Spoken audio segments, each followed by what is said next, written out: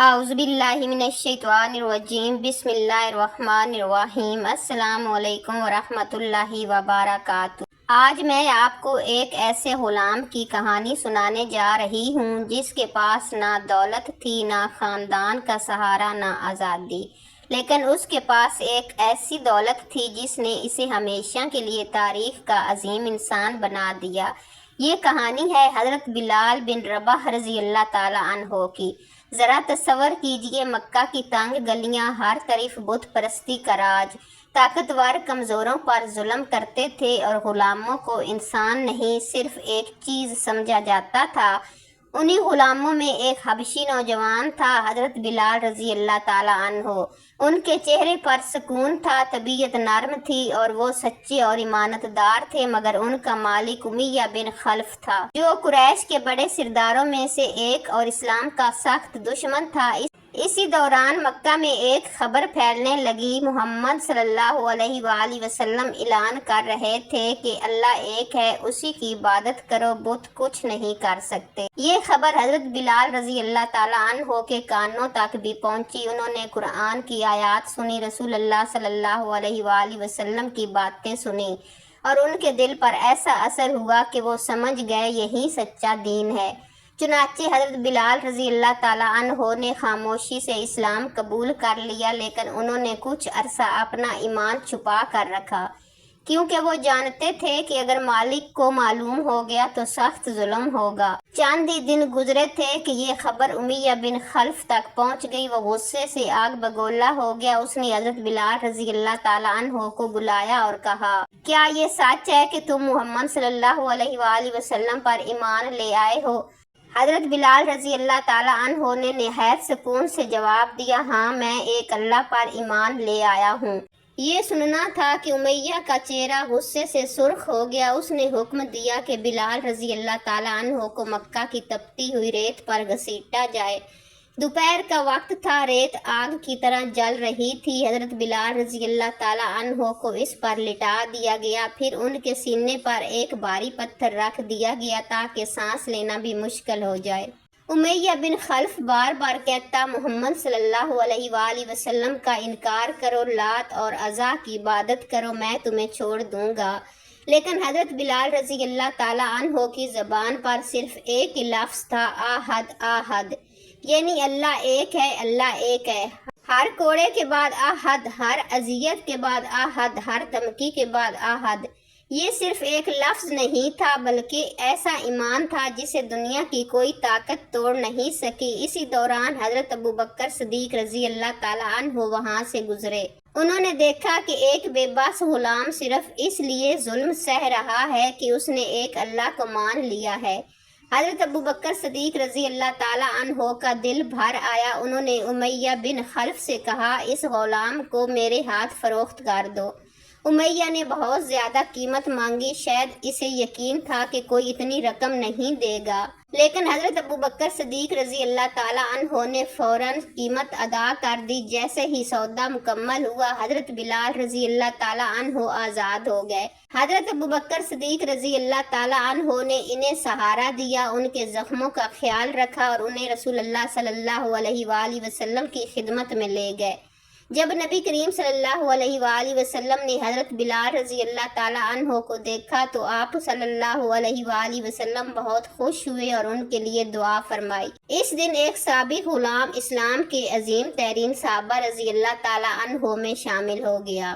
حضرت بلال رضی اللہ تعالیٰ عنہ کے جسم پر زخموں کے نشان ابھی تازہ تھے، مگر دل ایمان کی روشنی سے بھر چکا تھا۔ جب حضرت ابوبکر صدیق رضی اللہ تعالیٰ عنہ انہیں رسول اللہ صلی اللہ علیہ وآلہ وسلم کی خدمت میں لے کر آئے تو نبی کریم صلی اللہ علیہ وآلہ وسلم نے حضرت بلال رضی اللہ تعالیٰ عنہ کو محبت بھری نگاہوں سے دیکھا۔ آپ صلی اللہ علیہ وآلہ وسلم جانتے تھے کہ یہ وہ شخص ہے جس نے صرف اللہ کی رضا کے لیے ناقابل بیان تکلیفیں برداشت کی ہیں۔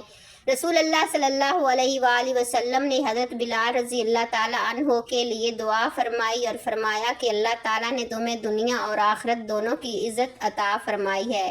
حضرت بلال رضی اللہ تعالیٰ عنہ کی آنکھوں سے آنسو بہنے لگے۔ وہ سوچ رہے تھے، کل تک میں ایک غلام تھا، آج اللہ کے رسول صلی اللہ علیہ وآلہ وسلم کے سامنے بیٹھا ہوں۔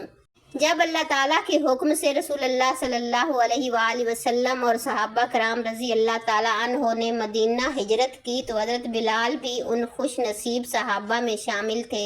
مدینہ پہنچ کر مسلمانوں نے سکون کا سانس لیا، یہیں مسجد نبوی کی تعمیر شروع ہوئی۔ حضرت بلال رضی اللہ تعالیٰ عنہ بھی دوسرے صحابہ کرام کے ساتھ اپنے ہاتھوں سے اینٹیں اٹھاتے، مٹی ڈالتے اور مسجد کی تعمیر میں حصہ لیتے تھے۔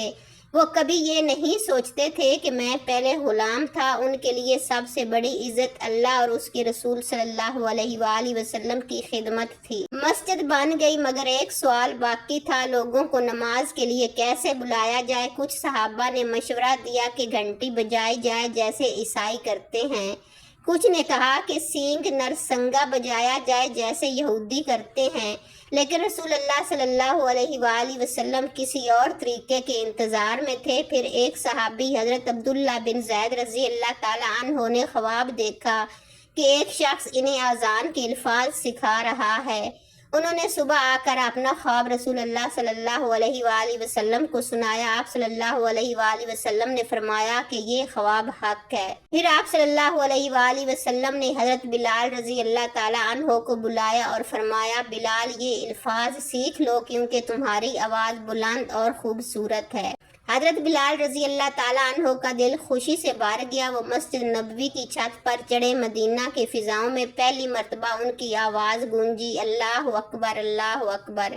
یہ اسلام کی تاریخ کی پہلی اذان تھی۔ لوگ اپنے گھروں سے نکل آئے، ہر طرف خاموشی چھا گئی، مدینہ کی فضا اللہ کی کبریائی سے گونج اٹھی۔ اسی دن سے حضرت بلال رضی اللہ تعالیٰ عنہ کو اسلام کا پہلا مؤذن بننے کا شرف حاصل ہوا۔ رسول اللہ صلی اللہ علیہ وآلہ وسلم حضرت بلال رضی اللہ تعالیٰ عنہ سے بے حد محبت فرماتے تھے۔ جب بھی نماز کا وقت ہوتا آپ صلی اللہ علیہ وآلہ وسلم فرماتے، اے بلال اذان دو اور ہمیں نماز کے ذریعے سکون پہنچاؤ۔ یہ مفہوم ایک صحیح حدیث سے ثابت ہے۔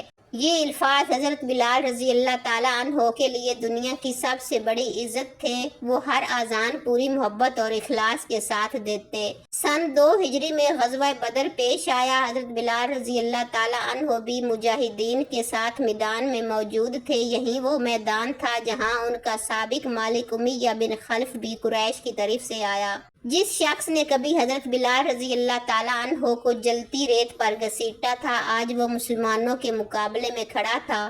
اللہ تعالیٰ نے بدر میں مسلمانوں کو عظیم فتح عطا فرمائی اور امیہ بن خلف بھی اسی جنگ میں مارا گیا۔ حضرت بلال رضی اللہ تعالیٰ عنہ نے دیکھا کہ اللہ تعالیٰ نے مظلوم کی فریاد کو ضائع نہیں ہونے دیا۔ وہی بلال جو کبھی مکہ کی جلتی ریت پر تڑپتے تھے، وہی بلال جن کے سینے پر بھاری پتھر رکھ کر کہا جاتا تھا محمد صلی اللہ علیہ وآلہ وسلم کا انکار کر دو، اور وہ جواب دیتے تھے احد احد۔ آج وقت بدل چکا تھا، اللہ کا وعدہ پورا ہونے والا تھا۔ فتح مکہ کا دن 8 ہجری کا سال۔ رسول اللہ صلی اللہ علیہ وآلہ وسلم 10,000 صحابہ کرام کے ساتھ مکہ میں داخل ہوئے۔ یہ وہی شہر تھا جس نے مسلمانوں کو ستایا تھا، یہ وہی گلیاں تھیں جہاں حضرت بلال رضی اللہ تعالیٰ عنہ کو گھسیٹا گیا تھا۔ آج کسی نے انتقام کی بات نہیں کی۔ رسول اللہ صلی اللہ علیہ وآلہ وسلم نے رحمت، عفو اور درگزر کا اعلان فرمایا۔ آپ صلی اللہ علیہ وآلہ وسلم سیدھے خانہ کعبہ تشریف لے گئے، بت ایک ایک کر کے گرنے لگے۔ آپ صلی اللہ علیہ وآلہ وسلم یہ آیت تلاوت فرما رہے تھے، حق آ گیا اور باطل مٹ گیا، بے شک باطل مٹنے ہی والا ہے۔ پھر رسول اللہ صلی اللہ علیہ وآلہ وسلم نے حضرت بلال رضی اللہ تعالیٰ عنہ کو حکم دیا کہ خانہ کعبہ کی چھت پر چڑھ کر اذان دیں۔ سوچئے کل تک یہی شخص غلام تھا، آج اللہ کے گھر کی چھت پر کھڑا تھا۔ حضرت بلال رضی اللہ تعالیٰ عنہ نے آسمان کی طرف دیکھا، آنکھوں میں آنسو تھے، دل میں اللہ کا شکر تھا۔ پھر ان کی آواز بلند ہوئی، اللہ اکبر اللہ اکبر۔ پورا مکہ خاموش تھا۔ یہ وہی آواز تھی جسے کبھی دبانے کی کوشش کی گئی تھی، آج وہی آواز خانہ کعبہ سے پوری وادی میں گونج رہی تھی۔ یہ اللہ کی مدد اور سچے ایمان کی عظیم مثال تھی۔ حضرت بلال رضی اللہ تعالیٰ عنہ رسول اللہ صلی اللہ علیہ وآلہ وسلم سے بے حد محبت کرتے تھے۔ جب بھی نماز کا وقت ہوتا وہ اذان دیتے اور آپ صلی اللہ علیہ وآلہ وسلم تشریف لاتے۔ یہ ان کی زندگی کی سب سے بڑی خوشی تھی۔ 11 हिजरी वो दिन आया जिसने पूरी उम्मत को गमगीन कर दिया। रसूल अल्लाह सल्लल्लाहु अलैहि वसल्लम इस दुनिया से पर्दा फरमा गए। मदीना की फिजा सोगवार थी। हजरत बिलाल रजी अल्लाह ताला अन्हो पर तो जैसे गम का पहाड़ टूट पड़ा। हर तरफ खामोशी थी। लोग हजरत बिलाल रजी अल्लाह ताला अन्हो से आज़ान देने की दरख्वास्त करने लगे। हजरत बिलाल रजी अल्लाह ताला अन्हो खड़े हुए। उन्होंने आज़ान शुरू की। अल्लाह अकबर, अल्लाह अकबर। फिर कहा अशहदु अल्ला इलाहा इल्लल्लाह। लेकिन जब उनकी ज़बान पर ये अल्फाज आए अशहदु अन्ना मुहम्मद रसूल अल्लाह, तो उनकी आवाज़ भर आई। वो रोने लगे, आंखों से आंसू जारी हो गए। वो आज़ान मुकम्मल ना कर सके। मदीना के लोग भी ज़ारो कतार रोने लगे। रसूल अल्लाह सल्लल्लाहु अलैहि वसल्लम की याद ने सब के दिल हिला दिए। हजरत बिलाल रजी अल्लाह ताला अन्हो रसूल अल्लाह सल्लल्लाहु अलैहि वसल्लम के विसाल के बाद शदीद गम में थे और मदीना में आज़ान देना उनके लिए बहुत दुश्वार हो गया था। बाद अज़ां हजरत बिलाल रजी अल्लाह ताला अन्हो ने हजरत अबू बकर सदीक रजी अल्लाह ताला अन्हो से शाम जाने की इजाज़त मांगी। वो अल्लाह की राह में खिदमत और जहाद के लिए शाम चले गए। मदीना से रुखसत होते वक्त उनकी आंखों में आंसू थे, क्योंकि यहाँ रसूल अल्लाह सल्लल्लाहु अलैहि वसल्लम की हर याद उनके दिल को तड़पा देती थी। आज भी जब दुनिया भर की मसाजिद से आज़ान की आवाज़ बुलंद होती है तो हमें इस्लाम के पहले मुअज्जिन हजरत बिलाल बिन रबाह रजी अल्लाह ताला अन्हो की याद ताज़ा हो जाती है। रसूल पाक सल्लल्लाहु अलैहि वसल्लम की एक अजीम बुशारत। एक दिन रसूल अल्लाह सल्लल्लाहु अलैहि वसल्लम ने हजरत बिलाल रजी अल्लाह ताला अन्हो से फरमाया, ए बिलाल, मुझे जन्नत में तुम्हारे कदमों की आहट सुनाई दी। बताओ तुम कौन सा ऐसा अमल करते हो।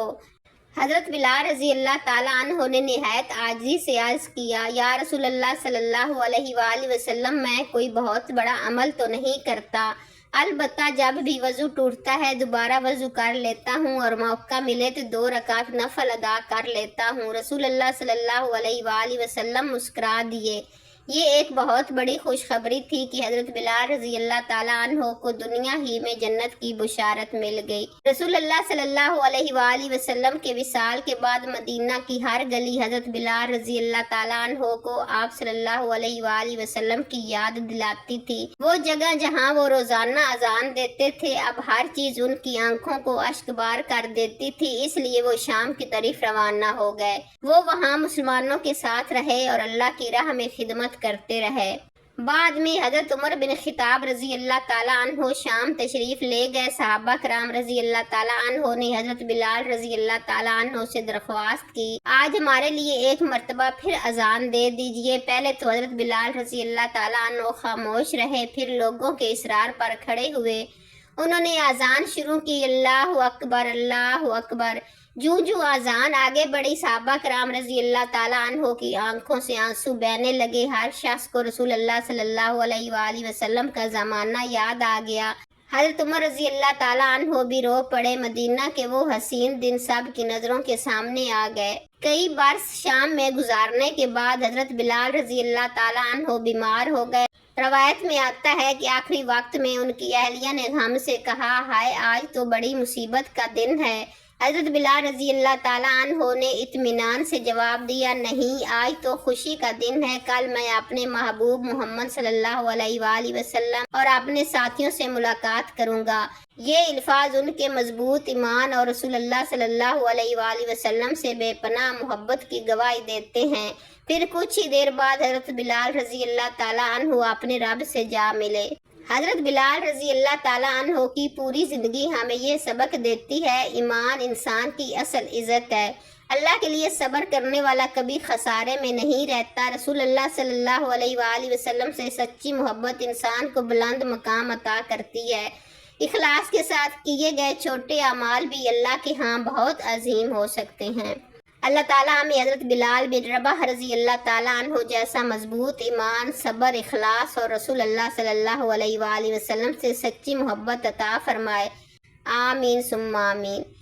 इस पूरी सीरीज़ में मैंने कोशिश की है कि वाक़यात मुस्तनद सीरत और हदीस की मारूफ रवायात के मुताबिक बयान किए जाएँ। जहाँ रवायात की तफसील मुख्तलिफ है वहाँ गैर साबित बातों को हकीकत के तौर पर शामिल नहीं किया गया ताकि बयान तारीख़ी एतबार से दुरुस्त रहे। ناظرین، اگر آپ کو ہماری ویڈیو اچھی لگی ہو تو ہمارے چینل کو سبسکرائب، شیئر اینڈ لائک ضرور کیجیے گا اور ایک پیارا سا کمنٹ ضرور کیجیے گا۔ السلام علیکم ورحمۃ اللہ وبرکاتہ۔